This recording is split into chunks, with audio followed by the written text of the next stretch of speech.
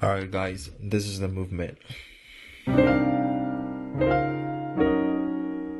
can also do the 3-4 movement or the dominant 3-4 movement and the classic 7-3-6-2-5-1-4 movement.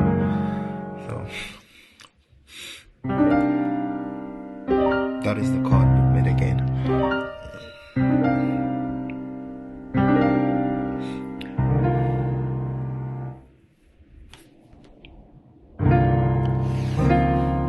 As you can see, the chord movement is based off a minor 11th chord, which is substituting for the 7th.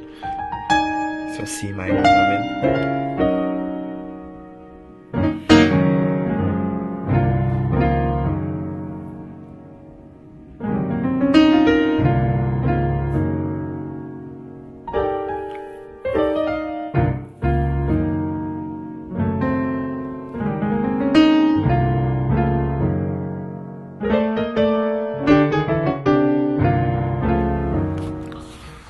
I'm gonna play a drum using the movement.